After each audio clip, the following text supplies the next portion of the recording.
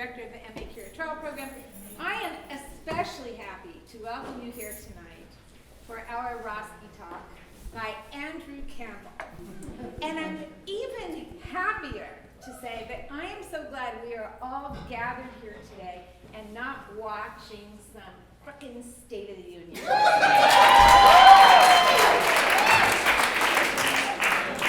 So, for those of you who are new here, this is the second in our spring Roski Talk lecture series. So I'm going to just briefly talk to you about the upcoming lectures, and then we will introduce Andy.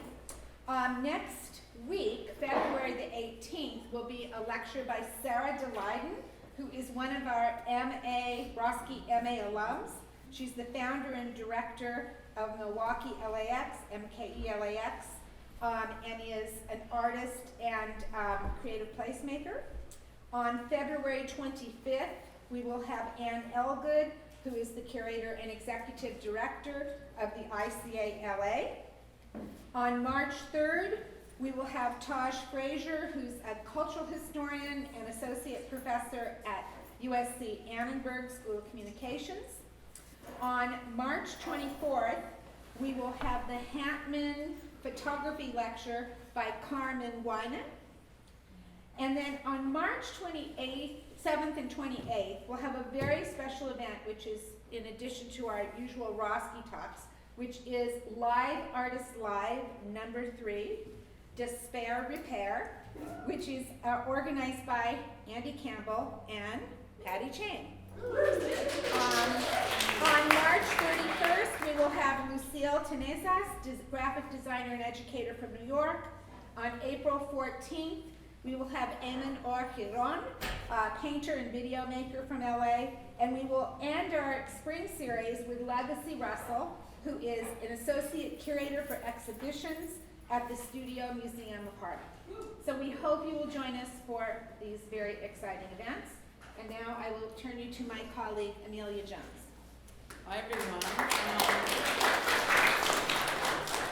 I am the Vice Dean of Research at Roski, and happy to call Andy my colleague. And I am not prepared to give an introduction because Karen just 5 minutes ago asked me to come up. But what I do want to talk about is this very important book, which I have to pat myself on the back for seeing very early on that this needed to be in my book series at University of Manchester Press. And I believe there's going to be a very special book signing after this event. So anyone who's interested in this fantastic and unique, there really is no other book like this that's looking at queer leather archives from an Andy Campbell point of view. It's quite unique, and it's a wonderful book, and I'm really happy it's part of the series. This series is really about rethinking art's history, so it's not traditional art history at all. It's people who are looking at visuality, the visual performance in new ways, and this really, I think, pushes the series forward in an important way. So, Andy, happy to hear what you have to say. And by the way, for those of you, I don't think there's any in the room who don't know this, but Andy is assistant professor of critical studies at Roski, and we don't have a formal student introduction today, but I think he, his fame precedes his footsteps.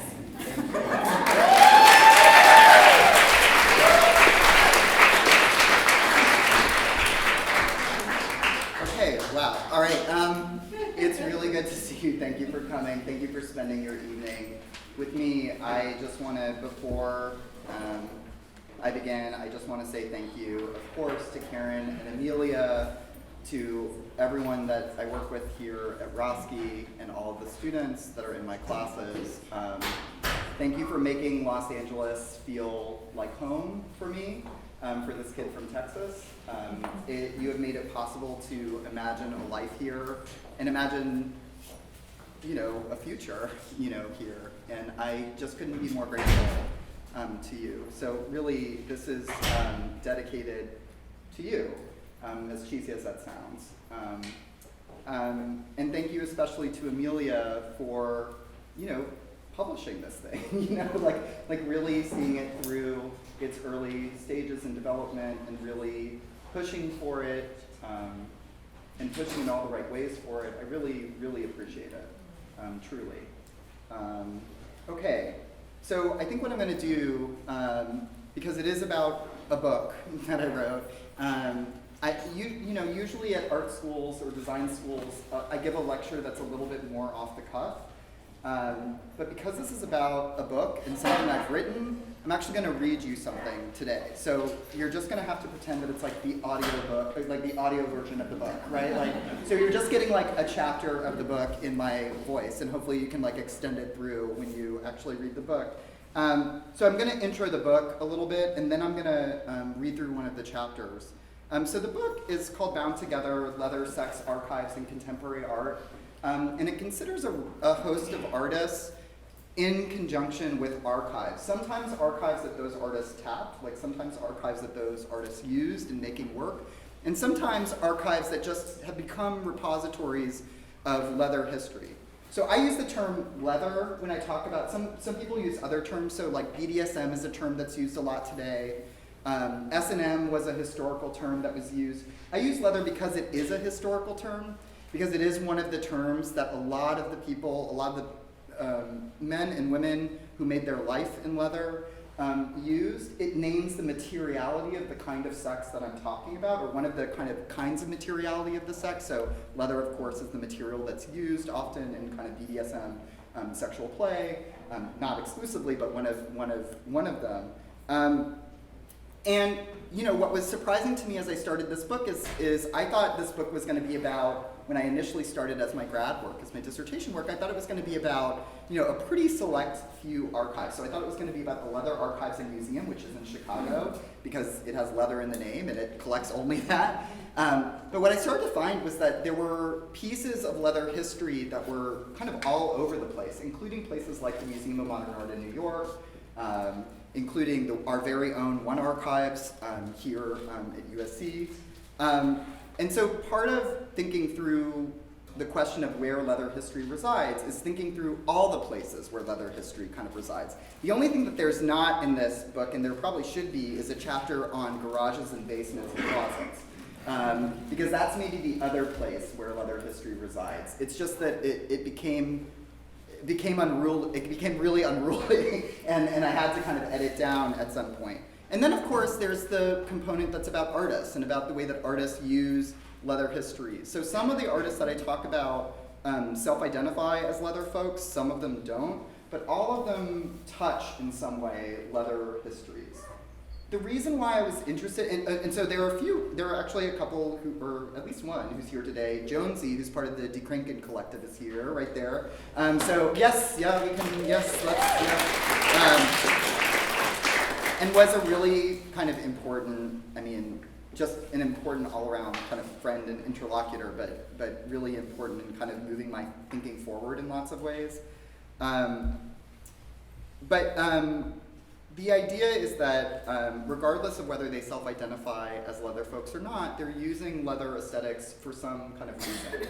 And the bigger argument of the book is that a lot of these artists are tapping leather archives and leather imagery during a time, the early 2000s into the 2010s, where like normative expansion, rights-seeking agendas for LGBTQ movements are kind of at their most vociferous, right? So partly it's in response to, or reaction, although that's not totally what it is, to thinking about kind of how we become assimilated or normalized into society or understood in certain ways. Leather sex is really hard to integrate into society, actually, and that's, I think, one of the reasons why a bunch of artists choose to look at it. This project was difficult in some ways because academic institutions, usually museum institutions, don't collect this material because they consider it obscene. There aren't so many academic institutions that, like, as a programmatic goal, collect pornography or porn-related kind of things, or incredibly sexually explicit material. So it meant that a lot of my research happened outside of initial, general academic context. In fact, those of you who are in the seminar tomorrow, I brought like a backpack filled with like my folders that I've collected over the years, and we're gonna like actually go through these folders. So I think like you'll kind of see what I mean by that. So yeah, the book kind of proceeds in this way. And one of the things that I didn't ever want to do is write about Tom of Finland, even though it was the most obvious thing to do, precisely because of that, because it's the most obvious thing to do. It's the thing that people, one of the first things that people think of when they think about leather culture, BDSM, especially gay male BDSM. And the more that I thought about it, the more I thought there's something here that hasn't really been kind of brought forward yet.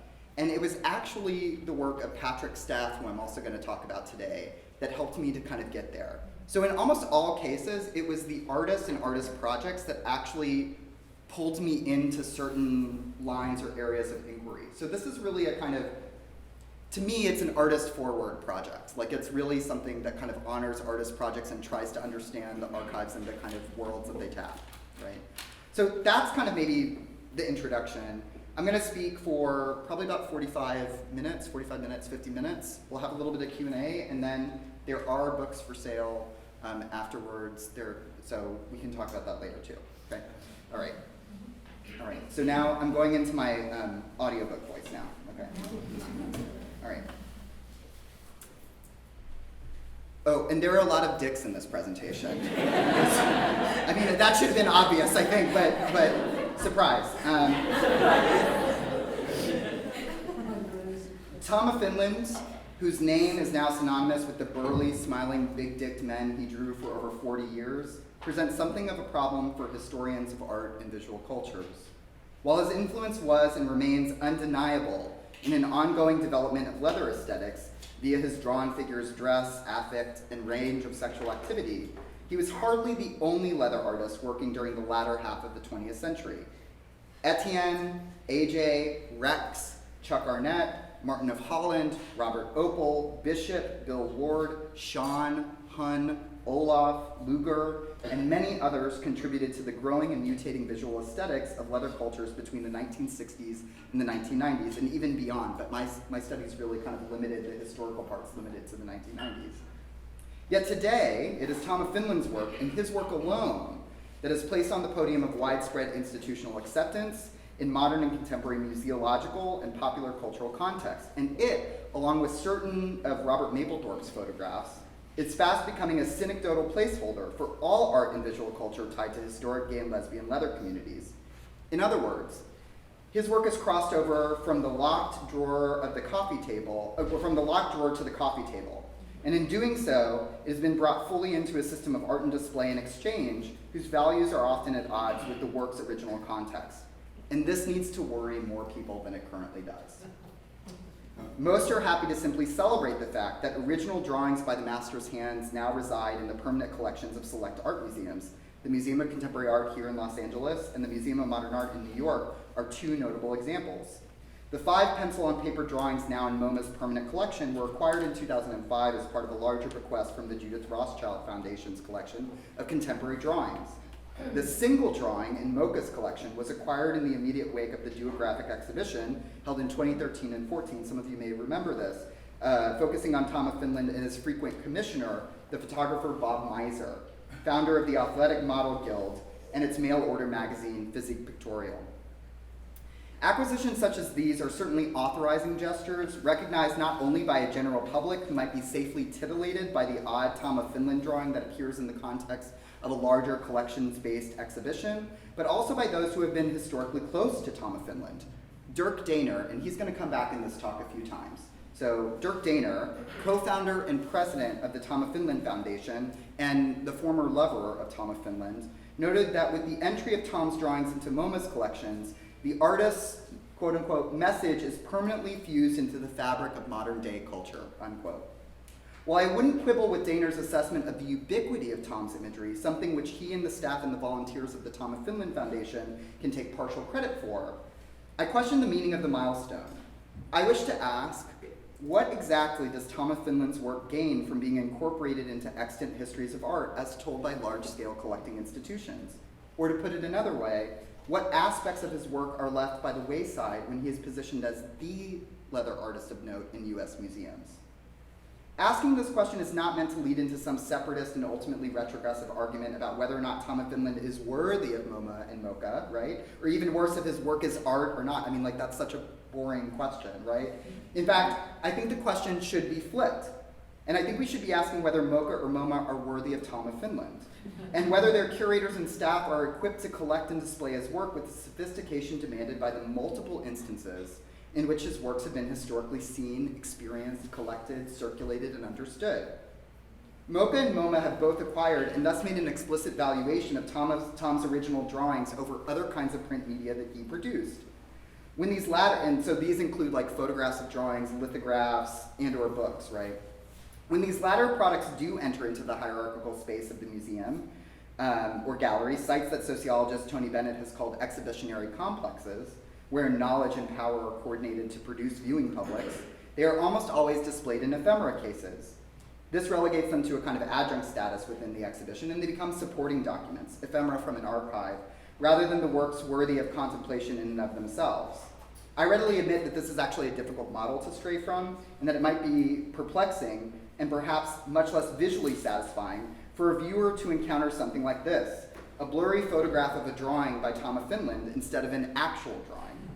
The photograph here, really, it's a photograph of a drawing.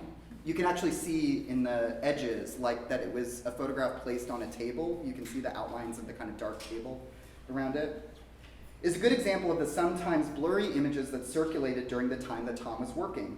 Black paper patches on the verso of the photograph, so what I'm showing you is the back on the right side, right? Indicate that it was once placed in a photo album, right? So it was actually kind of collected and kind of displayed in this way. Displaying this photograph would highlight the conditions under which many men first encountered and owned the work of Tom of Finland. Whoop, not yet. And perhaps illuminate the fugitive and furtive circulation of images during the 1950s and 60s, when such images were under the juridical surveillance of the US Postal Service. So it was illegal at the time that Tom was making these to actually like send them through the post, right? So you get a sense of like an image taken quickly, reproduced quickly, sent off quickly, right? But with care, right?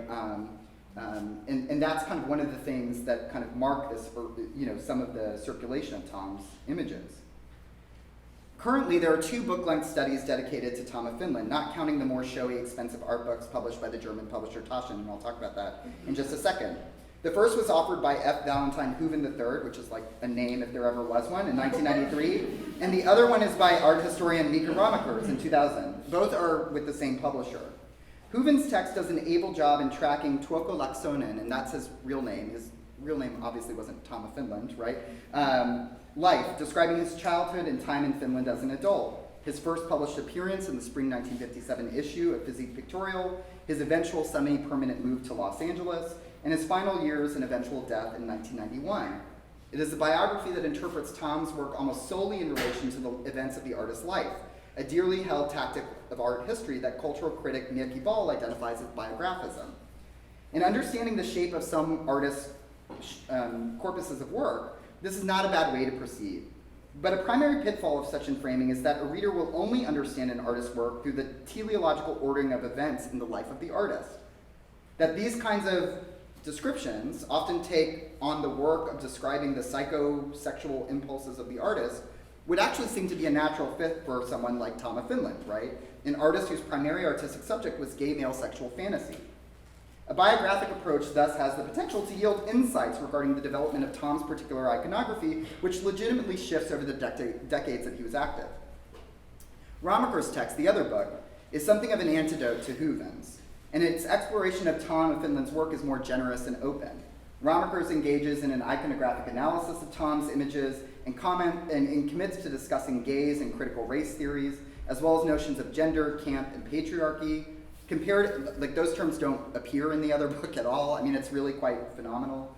Comparative examples such as Kenneth Anger's Fireworks and Edward Burr's Silver Dollar Bar are briefly brought to bear in his analysis. And this book positions Tom more intently as part of a larger networked world of queer image makers. Of course, this tactic can go a little too far as well. Taschen's 2009 book, appropriately entitled Tom of Finland XXL, both for the large size of the book itself. Has anybody seen this? It's like, it's literally huge, right? Like, so it's like literally huge, and also it's a play, obviously, on the endowments of Tom of Finland's figures, right? Compares Tom's work to that of Michelangelo, Rosso Fiorentino, Paul Cadmus, Japanese shunga artists, and the list actually goes on and on and on. And so while these comparisons might be apt to greater or lesser degrees, their primary purpose in Taschen's case is to situate Tom of Finland within the boundaries of already accepted canons of art, right?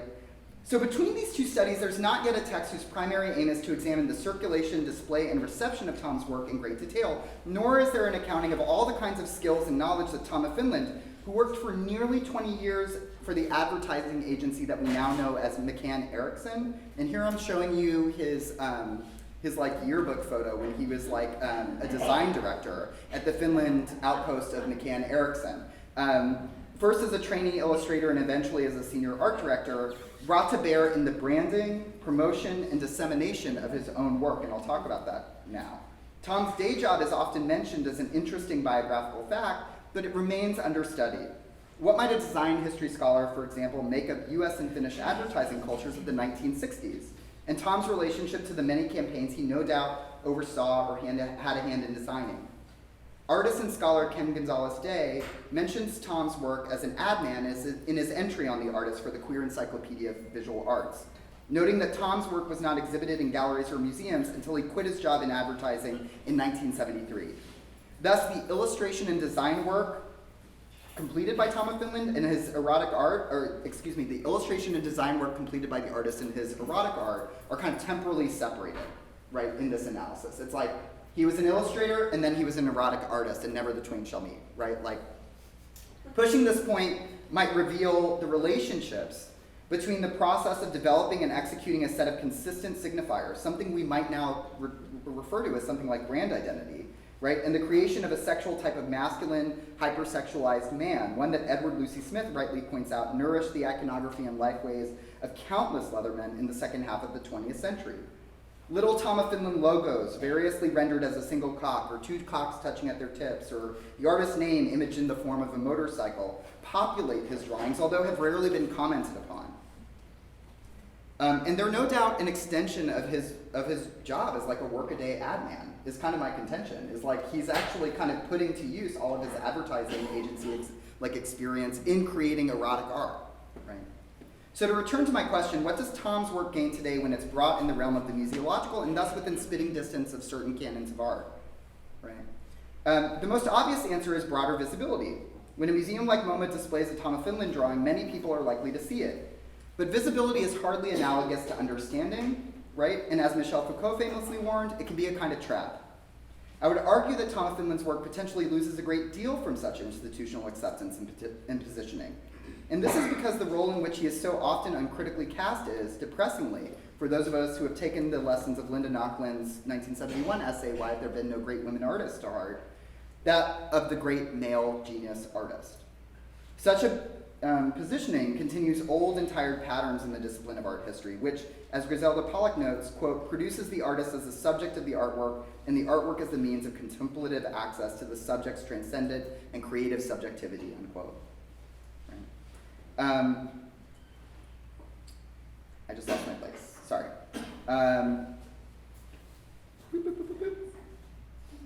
Mostly this comes in the form of commentary on Tom's drawing technique, consistent across a wide range of sources. A press release for MoCA's Tom of Finland Bob Miser exhibition calls the artist's drawings and collages masterful, and further praises them for their, quote, deft skill. The exhibition's co-curator, Richard Hawkins, likewise describes Tom's work as, quote, the most exquisite pencil drawings of probably the most radical kinds of sexuality, unquote. And a review of the exhibition calls attention to the artist's, quote, old-fashioned academic style of drawing, unquote. Tom's one-time gallerist, Hudson, described his figures as, quote, somewhere between fading reality and glowing fantasy, noting that, quote, it has been a pleasure to see the art world begin to acknowledge and accept the genius, the almost incomparable skill, and even today, the radical content of Tom of Finland's drawings, unquote. When these two things are placed in coordination, actually I was talking about this today in one of my classes, When these two things are placed into coordination, the skill of the artist and the radical content of the images, it should be apparent that the former is trotted out to ameliorate any anxiety that we might have about the latter, right? It's really hard content to recognize, but if it's done really, really well, cool, right? Similar arguments have been made in court and, in culture at large about the leather photographs of Robert Mapplethorpe, particularly the super sexually explicit leather photographs of Robert Mapplethorpe. You'll often hear people talk about yes, it's radical sexual content, but look at the light and the way the light, yeah, got it, right? But it's often used to kind of buttress some sense that it's now okay because it's actually well made, right? In this way, one reviewer of the 2017 Tom of Finland biopic gets it wrong when they claim that the ground upon which we might stake Tom's significance, describing the artist's drawings thusly, quote, their mad dynamism of line was a revolt against proper art the way that gay lib was a revolt against proper sex, unquote. Besides being a person who was not particularly interested in the field of gay politics as it pertains to the US or international gay liberation movements, and this is absolutely true, he was kind of really aloof from political movements, really. Tom of Finland's mad dynamism of line only continues to support common understandings of the constitution and output of a great artist. Indeed, if we did away with the necessity to position Tom's work as masterful or skilled, and I'm going to acknowledge here, obviously, the dude can draw, right? It's not like he can't. What I'm not saying is that he's not skilled, but what I'm saying is that becomes overdetermined in a way, right? We could approach the conditions under which he measured his own success. In a quote that's reproduced in nearly every biography and coffee table book dedicated to the artist, he declared that a drawing was only worthy and thus good if it gave him an erection while completing it. Great, Yeah, I get, yes. And in this, he joins his contemporary fellow leather artist Chuck Arnett in his thinking. As Arnett put it, galleries are funeral parlors for artwork. I show my work in a bar because that's where the people who know me go and can get off on what I do and sometimes even buy something, unquote. Both Arnett's and Tom's work is deeply pornographic, not because of its sexually graphic content per se, but because it adheres to what Richard Dyer identifies as a central tenet of the genre, which is to produce sexual arousal in the spectator. Tom's work, likewise, might be better interpreted and encountered in the space of a home or in the cruising grounds of a bar than in a museum. So while museums and art critics alike assess Tom of Finland's greatness via his mastery of the techniques of drawing, for writers of leather periodicals such as Drummer and other folks attached to leather communities, Tom's worth is measured in this other way, in terms of its capacities to arouse.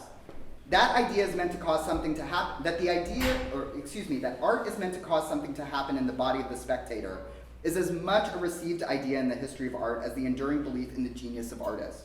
Yet not all bodily affects are treated with equal reverence. We can be brought to tears by art, morally uplifted by its messages, or fascinated by the strangeness of its excesses, but overt queer sexual arousal, and I kind of mean that in all of its specificity, right? And unspecificity maybe too, right? But overt queer sexual arousal is often let out of the equation. Yet as the artist Nayland Blake reminds us, in what is one of the finest pieces of writing on Tom of Finland today, quote, what we arouse ourselves with speaks eloquently about who we are, unquote. And they are not alone in this belief. Other scholars, such as Jennifer Taiberchi and Tan Wan Nguyen, trained in cultural studies, queer theory, feminism, and critical race theory, have been reinvesting in art and film's capacity to induce the frenzy of the visible attached to the genre of the pornography, as per Linda Williams, right? Leather folks, and perhaps some non-leather folks too, might be dismayed at my line of argument here, for Tom of Finland's work is understandably greatly admired and treasured in leather communities. This is because there is a radical aspect to Tom of Finland's work, and it is exactly what Daner and others identified. Namely, that his, quote, megastuds exalt in a happy, healthy self-confidence in who and what they are, unquote. While Daner, and by extension the Tom of Finland Foundation, promote such narratives of the genius of Tom, the Foundation's activities to support itself and its mission by printing and disseminating the work of Tom of Finland on postcards, stickers, bed sheets, t-shirts, leather apparel, and in sizable and often expensive books reproducing the artist's work, is arguably much closer to the mode in which Tom of Finland's work was seen, bought, and received during the artist's lifetime. So like, this is like a point where I would say, like, I started off thinking around Tom of Finland that like this kind of stuff was like terrible. Right, like my first read on this stuff was like, how could you cheapen this kind of thing by putting it on a bedspread or putting it on a t-shirt or blah, blah, blah, blah. Like, and that line of argumentation within myself kind of fell away the more that I saw and understood that it was during Tom's lifetime that this stuff was put on t-shirts and bedspreads. And I mean, like, this was stuff that the artist wanted. This is how the artist kind of wanted his work to be disseminated in some capacity or another. So I encountered Tom of Finland's work first in this way, on the front of a greeting card, and this is the image that I first saw from Tom of Finland.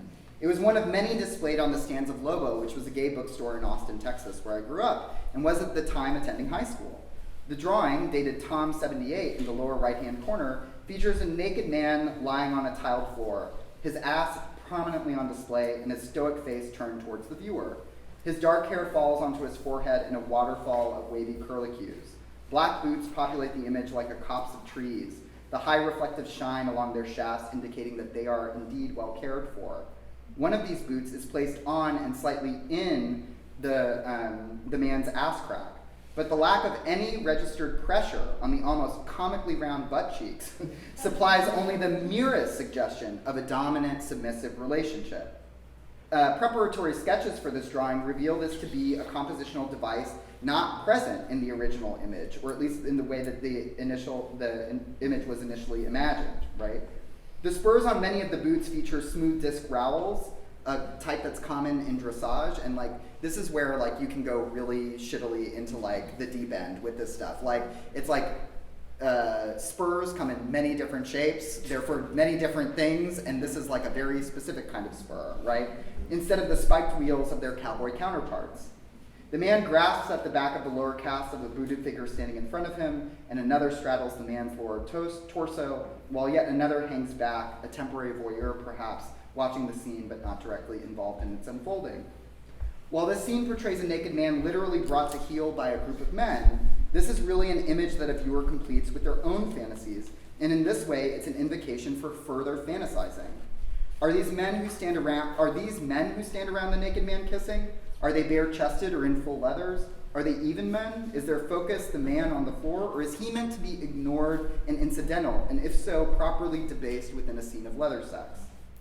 My brief encounter with this greeting card reproduction of a drawing by Tom of Finland, it's like all these layers of mediation, right?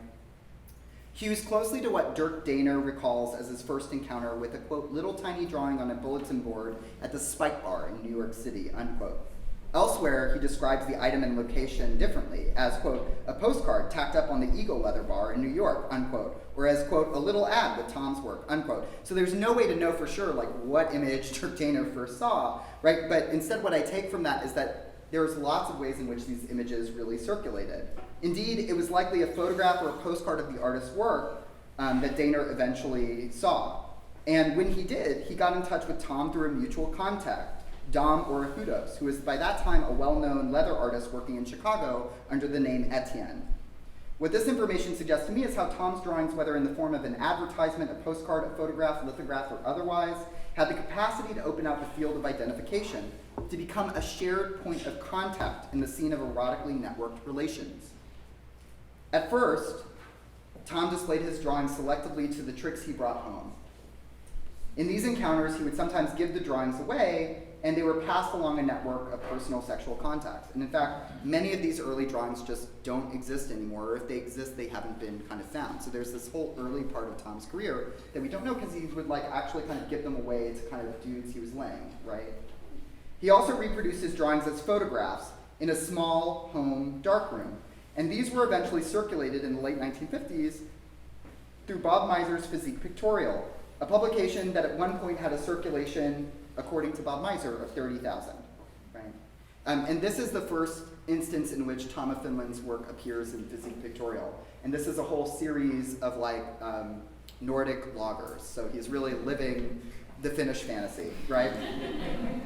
The quality, size, and medium of these reproductions varied widely, but their format enabled collectors to keep them either in small, hidden-away places or stored in photographic albums and binders.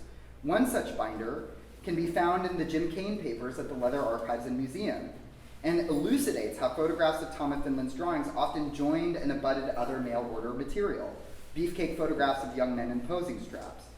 Although clearly photographs of drawings, Tom's work in this context is a tentacular extension of the photographic, a fantastical exaggeration of the kinds of qualities sought out in the models of Bob Miser's Athletic Model Guild, Chuck Renslow's Chris Studio, or later by Lou Thomas's Target Studios. Regardless of some of the fuzziness of these reproductions, by the mid-1970s, Tom's work was available from several mail-order sources, some of which were authorized by the artist and some of which weren't. Throughout the late 1960s and 70s, Tom's drawings were used in bars and in advertisements for motorcycle club runs and leather events. So what you're looking at on the left is actually one of these advertisements. This was an advertisement for the One Way, which was a bar, right? Through his publishers in Sweden, Revolt Press, and Denmark, DFT, Tom of Finland began to release a series of comic books that followed the sexual exploits of a character named Kake, right? These comics did much to popularize the image of the archetypal Leatherman in scenarios filled with what Camille Paglia once described as, quote, assertive theatrical figures with cocks like Dionysian maypoles, unquote. I mean, like, this is really like where it gets fun to research because like everyone's description of Tom gets like really kind of porny and fun. So I'm trying to like include some of that, right? So the first of these wordless comics, entitled The Intruder, tells a narrative of a Leatherman, our mononymous Kake, who spies on a young, ostensibly straight blonde man. And I say ostensibly straight because in the second frame, he's shown reading a porn magazine dedicated exclusively to images of women. There's a woman on the front, there's a woman on the back, right?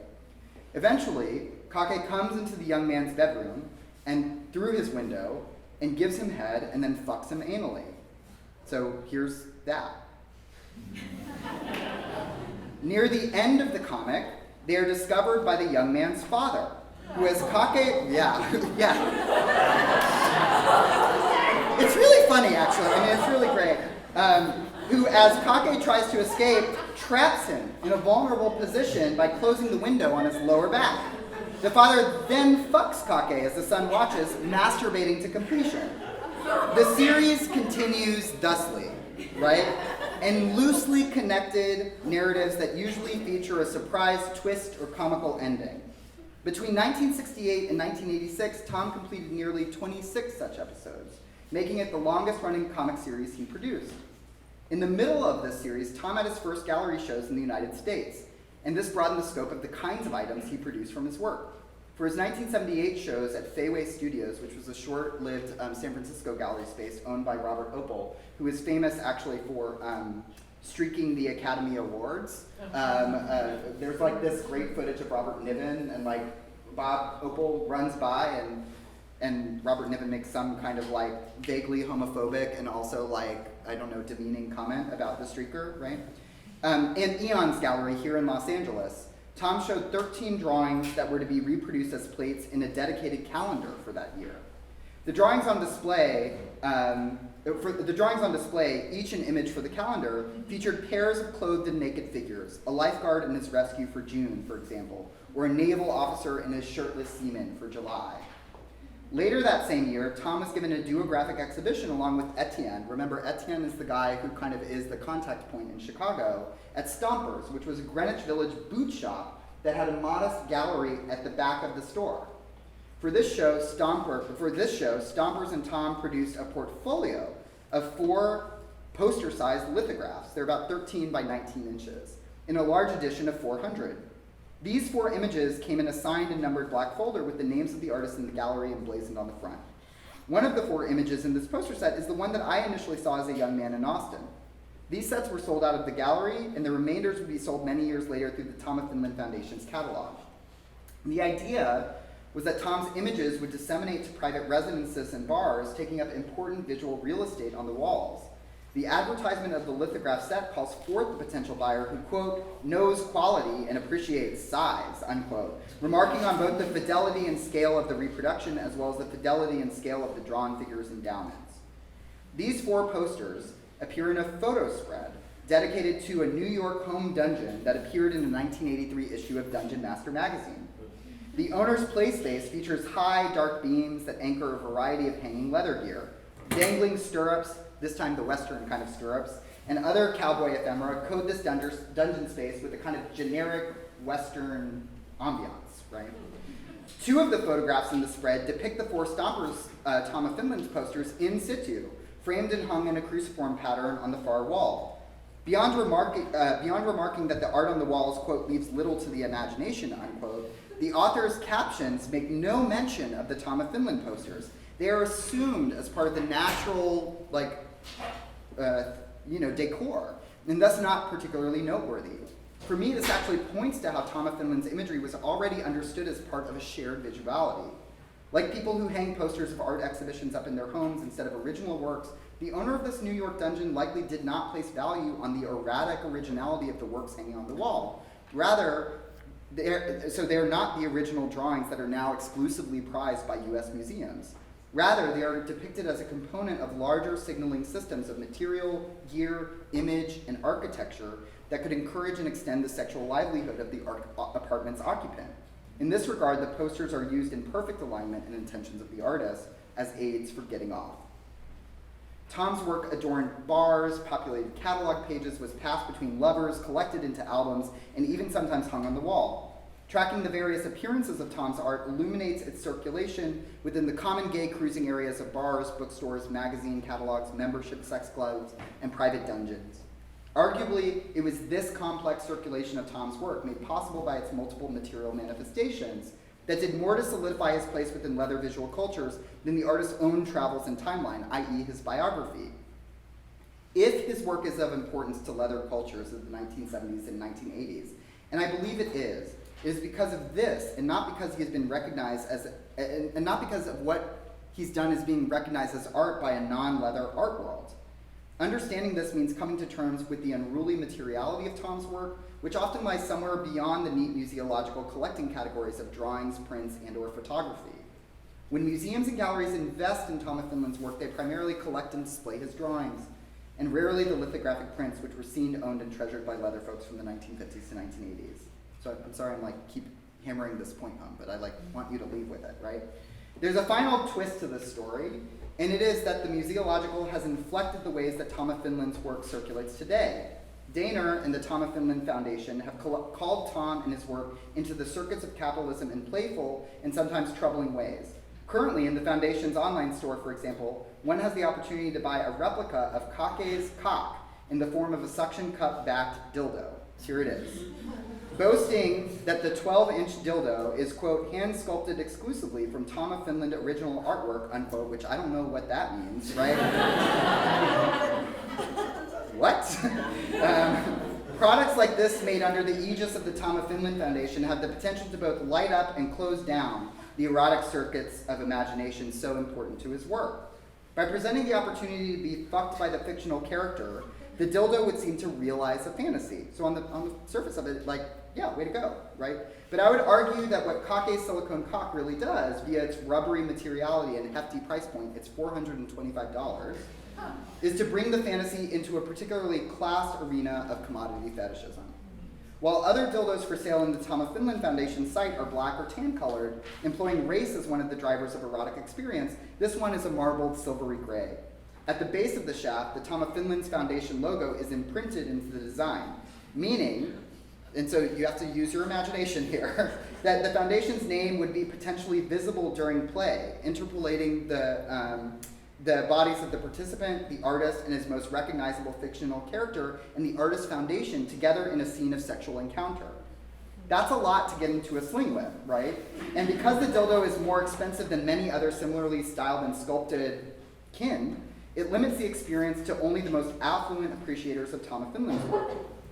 Indicative of its status as a high-value object, the dildo comes with a plexiglass display case, an etched dog tag, and a collector print of a drawing of a group of guys getting off together. It's actually the drawing that I showed you at the beginning of the presentation, so there's a print of the kind of drawing, right? Thus, the circuits of display and distribution are connected by this particular offering from the Tom of Finland Foundation, for it appropriates the authorizing modes of museum display at the service of realizing and literalizing the fantasy of Tom of Finland's fictional universe. So I want to turn now to a contemporary project that deals with these aspects of Tom of Finland's work and evinces what Lauren Berlant calls the scene of relationalities, hard pleasures, and hard knocks, reinforcing the potentialities and capacities of leather archives. Patrick Staff's experimental documentary, The Foundation, was filmed in part at the Tom of Finland Foundation, a house in Echo Park where the famed leather artist lived out his last decade of his life. Tellingly, one does not get from the Foundation a sense of who Tom of Finland was, either as an artist or as a person. I invest in this absence as a conscious decision on Staff's part to make a film that encircles what remains of his life, art, and social attachments, instead providing a biographical accounting of the Finnish artist's life and work as I've attempted to sketch just now for you. In doing this, Staff happily moves away from enframing Tom of Finland within the cult of the great male artist, leaving his work open to critique and reassessment. I find Staff's film thus to be an important and generous way of proceeding because it allows for a more open approach to the ongoing social conditions that both sex and archives occasion. Staff creates a film that is as much about the process of observation, iteration, and difference as it is about Tom of Finland's art. The Foundation begins with establishing shots of the Tom of Finland Foundation's basement, bedroom, living room, and interior hallways. In fact, the whole first half of Staff's film is oriented towards capturing the house's various functions as a living space, archive, community center, and business complex. Light filters in through blind-drawn windows, its subtle invasion drawing attention to every surface it touches, a row of boots on the windowsill, scummy and worn, rows of binders organized by subject, which is what you see here, a subterranean landing, and an unidentified elsewhere. When a living, moving person finally comes into Staff's frame, the awkwardness of his transgression, Staff can be heard off camera telling the man, "We're shooting with sound," right? Underline that despite the fantasy of its cinematic presence, this is not a hermetically sealed place. People live and work in these environments, and they get in the way. Furthermore, it is clear that Staff and their film crew are only there on the good graces of those who make their home in this place. They have made arrangements, and these arrangements structure the kinds of activities that Staff captures. In one sequence, Staff and Dirk Daner sit together on the late artist's bed. Archival material is spread out on the coverlet. In a recorded voiceover, Daner tells the story of the Foundation, which I'll actually kind of speak to you now. So I bought the house in 1979 with a group of brothers, and then Tom became part of that family. And so this was always his room. And actually, Staff asked, how many of you were living here? Oh, it varied, but there was at least 5 or 6 of us. So what happened is that he was always grateful because he was in his 60s, my age, and he was my age, and I was in my 30s, and we actually took him out and made him part of the community at that time. And that kept him young, and he was always grateful for that because he was going out to the bars and to the nightclubs with us and having fun, and he'd come back here and it was quiet up here, and it was his retreat. So I started to dig in and help him as a friend, and then by 1980, we realized we should start a business together here. And so we started a mail order company. And actually, I was just going through this drawers. This is a photograph of the staff, and Richard managed the staff and everything. So this is how we all were there, yeah. And that's Bud Hull. He became a porn actor. So there's all sorts of us here, unquote. I've quoted Daner at length to highlight the ways in which notions of chosen family, intergenerational alliance, and compression and layering of time, as well as conflations of out, retreat, and home business, structure Daner's off-the-cuff history, one which I imagine he's rehearsed millions of times before, right? During this monologue, Staff intercuts shots of employees and volunteers of the Foundation at their workstations. Daner's words to Staff are followed by some remarks he makes to a gathered crowd on the occasion of Tom's birthday. Here, on the Foundation's patio, where a porno that is aged and magenta-tinged is being projected onto a collapsible screen, its shutter speed providing a low-level soundtrack to the festivities, Daner addresses the crowd, encouraging them to visit the Foundation more and to, quote, "make this your community center," unquote. In Staff's video, that's a phrase that's soon repeated by a bearded man whose bodily presentation roughly correlates to the trope of the gay daddy. Right? He speaks directly to camera. The setting in which he makes his remark is different from the cozy home space of the Foundation. A controlled soundstage, kitted out with architectural elements intended to recall the Foundation's interior spaces shown earlier. Unlike the Tom of Finland Foundation, where erotic art hangs everywhere, here, empty picture frames hang over closed blinds, through which artificial Fresnel light pours in. Together, Staff and this gay daddy initiate a dance to a plucky, pulsing beat. Their movements are collapsed feints of the gendered performances associated with ballet studio and the gym. Lunges, squats, arm raises. They dance in synchronization, but not with each other as in a traditional romantic choreographic duet. The music cuts out, and the scene abruptly changes once more, although still on a sound stage. Staff and their partner now inhabit a replica of the archives room at the foundation. Instead of the drawings, prints, and photographs that populate the flat files and binders of the Echo Park bungalow, they are handling blank sheets of white paper, hands greased with lube. Touching the papers renders them translucent and luminous, as if use amplified their value, transmission a gift. This leads into a sequence wherein the daddy uses his hands, now black greased, to position Staff's arm and face. Again, marks, this time on Staff's body, index haptic touch, and in what is easily the most erotically charged and intimate act in the foundation. When the two were dancing, they were in accord, together but separate. But now, in the archives, Staff willfully gives up control of their own movements, and their partner responds with rigorous tenderness. One dominates and the other submits, bringing their relationship into a common dynamic language of leather sex, a horizontal power exchange wherein consenting parties exert will in its conditioned temporary renunciation. The second half of the film begins with a life drawing class held in one of the main spaces of the Tom of Finland Foundation. Though we never see the model, we see the participants' drawings of his body. He doesn't have multiple bodies. Well, maybe he has multiple bodies. Yeah. Like the previous sequence too, this is a willed, consenting posing of a body. Its historical lineaments tied to art pedagogy dating back to at least the 19th century and probably before. Helen Reddy's rendition of the Beatles' The Fool on the Hill plays as the men work on their drawings. So it's like super campy too. It's like really lovely, right? What follows is a sequence of still shots of the Foundation's dungeon, painted black and decorated with collages, prints, drawings, racks of uniforms, and a large leather sling. Its black-on-black arrangement is typical of dungeons and homes, private clubs, and leather bars. This sequence is paired with yet another analogous soundstage scene. Here, the set is a kind of heightened and abstracted dungeon. Instead of the leather and metal belts and chains that hang off every surface of the Foundation's dungeon, here large drawings of chains are the backdrop, and a row of leather boots is placed on the ground, echoing the row of leather boots on the windowsill of the Foundation. The sex dungeon, a stereotypical scene for leather sex, is often a place where consensual pleasure is given and taken freely.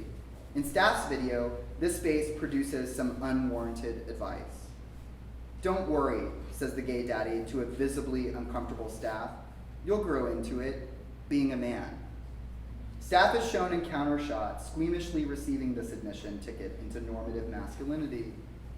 A smear of foundation makeup, visible in the harsh theatrical lighting of the scene, appears on the gay daddy's face. And I don't know if you can see it, but like all of a sudden there's this like little smudge of foundation, like that hasn't been fully blended into the face of this gay daddy, right? The gay daddy sentiment is one that Staff actually encountered in real life from an older gay man after the artist confided that they might be trans. The man's statement, rehearsed verbatim by the gay daddy in Staff's film, is an attempt to soothe the anxieties felt in response to Staff's potential gender transition. The statement only soothes the speaker, though, who still wants to believe that Staff will join the, quote, group of brothers, as Daner would have it, of the Foundation. Here, the Foundation is revealed to be a place of growth and self-realization, but with limits for those who transgress the ideals of masculinity promoted in Tom of Finland's drawings. As if in answer to this revelation, the final two sequences of the Foundation imagine the sociality of leather sex away from the architectural conceit of the home base of the Tom of Finland Foundation. In the first instance, Staff appropriates footage of an erotic party thrown by the Foundation, wherein hundreds of men socialize, drink, and look at dozens of framed pieces of erotic art hung in the walls of a cavernous and echoing warehouse space. This is followed by the final appearance of the soundstage, as a bedroom overrun by thick and cloudy foam, issuing from the kind of machine used to like pep up parties in gay bars, like foam parties, right? Right? Okay. Right? So as the foam starts to dry and evaporate, it leaves a damp wetness in its wake, soaking the room's mattress, clothes, boots, and blank pieces of paper. For archivists, this is like the equivalent of like a nightmare, right? Waterlogged documents and realia invite mold, rot, and warping.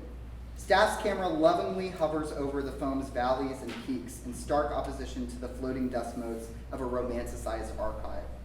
Leather Sex's dynamic, dyadic vocabulary of mastery and submission is thus extended out into the realm of the archival, the will to preserve, and the inevitability of destruction.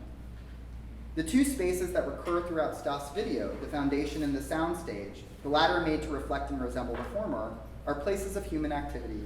The rooms of the Tom of Finland Foundation change very slowly, if at all, and are the kinds of spaces that are useful precisely because of their resistance to change. Without the people who inhabit the foundation, it runs the risk of becoming a precious diorama of the life of a famous leatherman, a biographic museum. Meanwhile, the soundstage is presented as inherently flexible, akin to the drawing and erasing described in Freud's mystic writing pad, full of potentiality and possibility, and always bearing the trace of what it no longer is. The architectural conceits of these two interrelated but distinct spaces allow for the opportunity to think about sex and archiving as interrelated practices, as both are given a domestic and theatrical framing in Staff's video. The people at home in the Tom of Finland Foundation are lovers and archivists, artists and workers, a dedicated commune bound together by work and play and their affinity for the work of Tom of Finland. Yet positioning them against the romance of this figuration of community, Staff doesn't demur from pointing out the ways in which their life experience and body is different to the homo-masculine idea of Tom of Finland's life, art, and legacy. Instead of resting this disjunctive experience at the familiar doorstep of critique and just kind of like walking away, Staff presents their own entrance into the space of the foundation as representative of an archive's mixed ecologies, an admission and acceptance of non-reparative loss or exclusion. A concept to which the desires of Tom of Finland's art and those who work at the foundation are also so attached, namely masculinity as a fairly narrow and normatively defined ideal, is shattered by Staff's self-presentation. Staff implicates their hunky dance partner in their critique, and by leaving a smear of tan makeup visible on the gay daddy's face, subtly destabilized a kind of naturalized ontology of like being a man, right? The foundation is comfortable with the homonymic multiplicity of its title. It is at once an ideological place, like a foundation of an idea, right? An architectural premise, like a foundational building or a foundation of a building, and a form of writing with makeup on the body, foundation, makeup, right? Staff's video incorporates archives and the histories and figures they purport to be dedicated to in order to press the relationship between trans and gay male cultures and histories toward new grounds and understandings. Throughout the foundation, we are reintroduced to the soundstage again and again, and it is constantly repurposed towards new ends made in the image of the Tom of Finland Foundation, but without succumbing to the tyranny of exact fidelity. There are only reintroductions, after all, writes Lauren Berland, re-encounters that produce incitements to loosen, discard, or grasp more tightly to some anchors in the attunement that fantasy offers. This is as true of the hard-muscled figures that reappear throughout Tom's art as it is about the recurrent soundstage of Staff's film.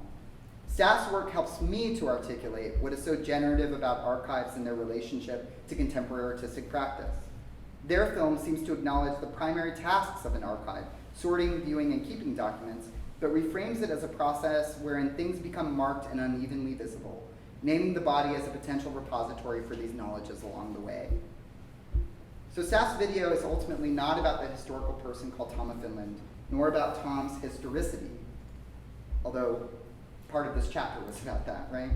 Rather, the foundation tells us something about Tom after death, Tom in the present in and among his archives, namely that his work is the occasion for a community's livelihood in all its spectacular dailiness. I find it moving and completely apropos that the artist's archives are still in his home, instead of in a larger multifocal or institutional archive. Here, people eat, drink, sleep, fuck, and fight among the prints, collages, original drawings, and leatherware that Tom produced and owned. Tom's work is part of everyday life, and it is in this setting that we might come most fully into a historical sense of Tom of Finland. Thanks.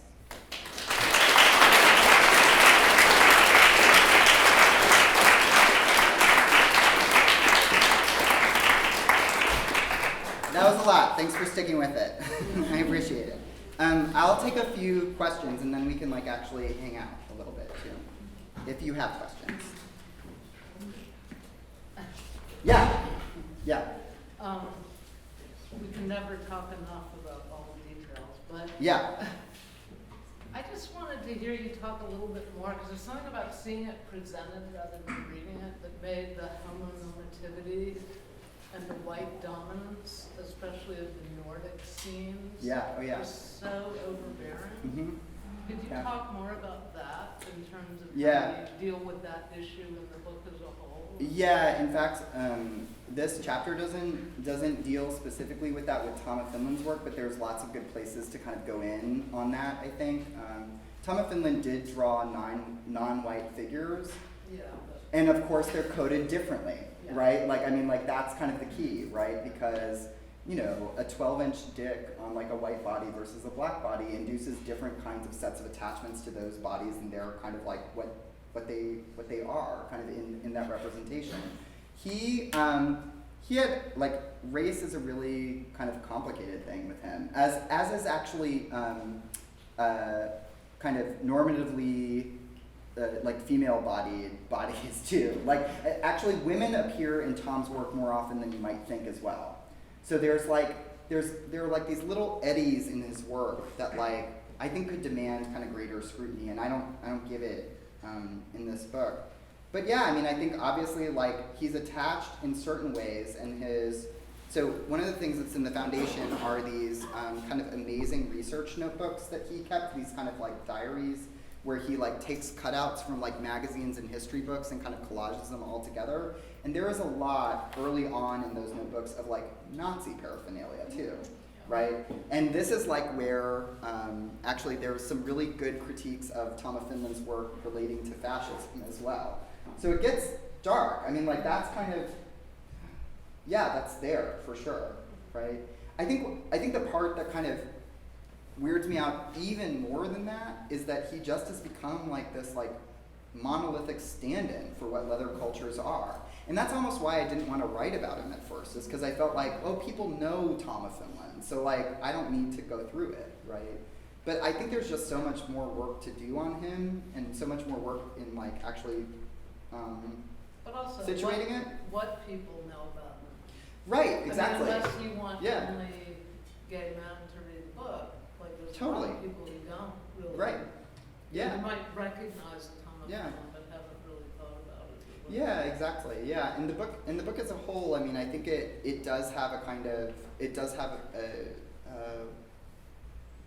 it does want to have a kind of parody in terms of not only gender expression, but race and class, and also in kind of different positionalities. But Tom of Finland is a sticky wicket with that stuff for sure. So to speak. Yeah, so to speak. Yeah. Yeah. Hi. Thank you. This is actually kind of a related question, which is about issues of classism. About classicism? Yeah. Yeah. And maybe I'm being like overly historical here, because I agree with you that it's kind of gross to read these Yeah. like purely formal terms, but Yeah. maybe in terms of a kind of recapitulation or borrowing Yeah. of a kind of Greek male masculinity, etc. Totally. Especially what little I do know about physique pictorial, that those were the kinds of images and community that were being circulated. Yeah. So in some ways, I think it's very smart in terms of the kind of like underbelly or under history of our history, with this kind of fetishization Totally. of the classicism maybe being a root of the discipline, but also to this point about fascism, like how that gets taken up, etc. So Yeah. I'm just grappling with where they use like No, I think you're absolutely right too. I mean, like, he even creates drawings that look like Discobolos. I mean, like, it like gets literal with that too. I mean, like, in terms of its references to kind of classical sculpture as well. And I think like there is this kind of 19th century like life drawing thing that's going on too. Although he's not drawing usually, he does draw from life, he does do portraits, but he's not usually kind of drawing from life. He's drawing from fantasy and imagination usually. Usually. But I would argue on your point, Francis, though, like I would argue that fantasy is actually attached in a really deep way to like an archive of classical imagery and sculpture, and maybe even to fascist imagery and sculpture, like as you were kind of pointing out, right? And so I think like, yeah, that's 100% present. Yeah. I think my answer is yes to that. Yeah. Yeah. Yeah, and also, like, I don't want to be in the place of being Tom's apologist either, right? Like, I mean, like, I also, part of the reason why I didn't want to write about Tom, too, was because I didn't want to, you know, answer for him in this way. And I don't feel like I am, but it's much more complicated, I think. Yeah. Yes, Seymour, yeah. There's something that you said that reminded me of a exhibition I recently saw of Mike Kuchar's drawing. Oh yeah, And, at Bali, yeah. There's like some similarities. It's not, I don't know if they'll be defined as leather culture, but there's something that seeing that work in an art gallery exhibition space, and typically when I'm looking at work, I think there's not really like a defined place to get to. It's sort of like the investigation through the work leads to some unknown destination. But after seeing a few of the repeated drawings, there's sort of this set place to get to where it's erotic. Yeah. And it's sort of like, how does this scene become sexualized? And then it's sort of changed my relationship to viewing the work as, all right, well, I already know where it's going, so it becomes fun to like see the ride to get to this sort of predestination. Yeah. That's an oversimplification. No, I don't think it's an oversimplification. I mean, I can't speak for Mike Kuchar's drawings because I don't know more about them than that they're like colorful and fun and amazing, and also like this kind of like he's really also in dialogue with like underground comics movements too. So like I think like that's kind of part of what's coming into Mike Kuchar's work. But yeah, I mean like there's a, you know, I think what I'm also getting at in terms of how we might value Tom of Finland's work is that he clearly valued it as sexual stimulus, like as erotic generators, you know? And I think like when we look at these things on a wall in a museum, I mean, sure, maybe we could recode or reformat the space of a museum as an erotic space, and maybe that would be a fun thing to do, but that's not like the first place that people kind of go when they're like kind of looking at this thing on the wall. So I think a lot of people feel like they kind of get in that space. Like it's like what you're saying is like, I already know where you're going, like I'm not, like, okay, I kind of get it, you know? But yeah, I mean, I think that there's a big difference for me in kind of seeing a drawing or, you know, a photograph of a drawing or a lithograph of a drawing on a museum wall where it's maybe resting across from like a Paul McCarthy drawing or something versus like seeing it in a bar, which tonally matches what's going on in the bar, but also like formally matches what's going on in the drawing too. Like the kind of cross-hatching, the way that the light works, like it's bar lighting in those drawings too. So it's like, yeah, it's about kind of like coming to terms with like the museum is maybe not the right place for Tom of Finland's work, or that it's the right place under certain kinds of conditions, right? I'm sorry, that didn't answer the question about Mike Kuchar, but like, The question was more directed in the places for these to be exhibited. Yeah, cool, okay. Yeah, Jenny, and I don't want to neglect this. Yeah, okay, go ahead. Yeah, Jenny. Oh, yeah. Thank you, Andy. Yeah. This is so great. I'm going to get the book, so I'll be able to read it all. But to give me a little glimpse into the structure, I loved reading of Patrick's Task Foundation. Yeah. I got to see that at Beard College. Oh, yeah. We think in relationship to this history. So I'm wondering, structurally, is your book like It's similar. each chapter kind of have an archive or reference to sex, leather, and then a contemporary? Yeah, most chapters have archive artist. Most, not all of them. Some are dedicated solely to an archive when I feel like that archive really demands it, and sometimes it's dedicated solely to an artist. So like, for example, there's a chapter dedicated to this woman, Viola Johnson, who is a black leather woman who lives in, well, she just moved actually. She was in the Carolinas and now she's in Pennsylvania, I think.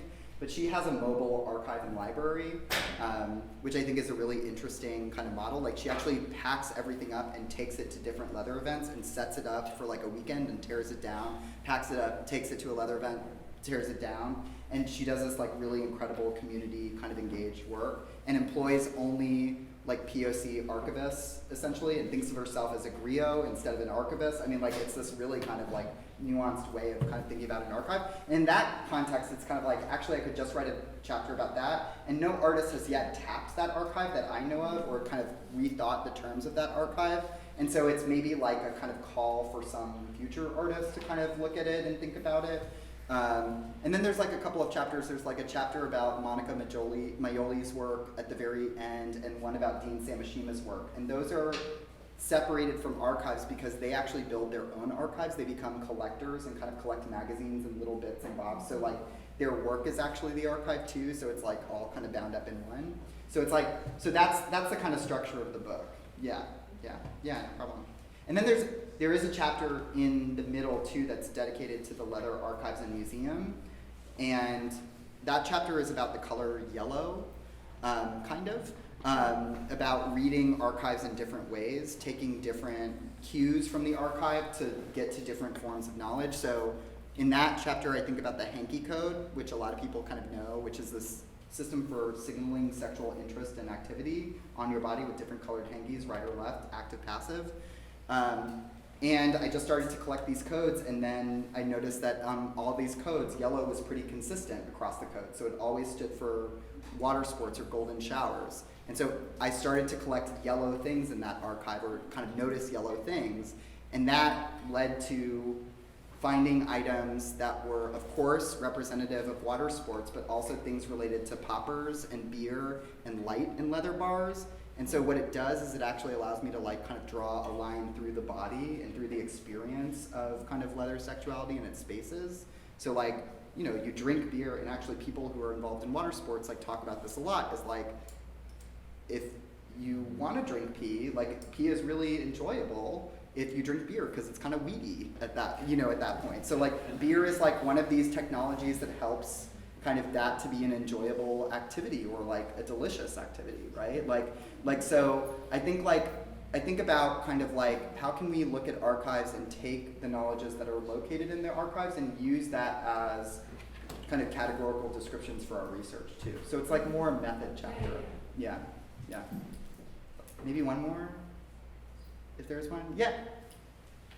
This was such a great talk. I learned so many things. Too many things. Yeah. I counted one of your dips that you reviewed. Yes. Yeah. I mean, I think as we're kind of like tracing the ambivalent relationship of art institutions and art historical canons to kind of accommodate this work, I really appreciate that you didn't like dismiss that, but sort of thinking through like, you know, whether that's to do with the commercialization and the transactional, having to do with like the gift shop, but also it's a form of transaction. Yeah. And also just the way that like identity, I think, gets maligned is always having to do the work of representation. Yeah. So it can't be art, but also the way you began sort of thinking about leather and tactility. You kind of think about this other division around art, which is really on the applied arts and the kind of humanity. Yeah, totally. Feeling. God. Because, you know, what happens in these kind of like forms of creating and forging. Something that's useful, right? That kind of can be put to work. That has to do with like the labor of the body, labor of desire, but also, you know, again, kind of thinking about the ordinariness of like the style and the film kind of takes place in Allison. So I just wonder like how that kind of comes up in terms of the feeling and the ordinariness and how it relates or doesn't kind of talk about I think I kind of get what you're saying and if I'm not, like, redirect me. But you know, because there just has not been so much written formally about leather communities and what they produce, it's like I felt like there were like a million directions to go in, and I wanted to go in all of them.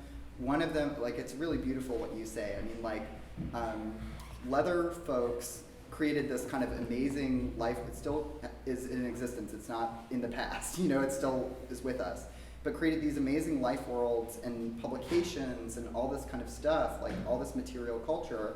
And a lot of it is actually dedicated to what you say. So like, there are these really beautiful articles that are about a particular whip maker and the whips that they make, or a particular kind of toy maker, or a particular person who knew how to make kind of sex supports, right?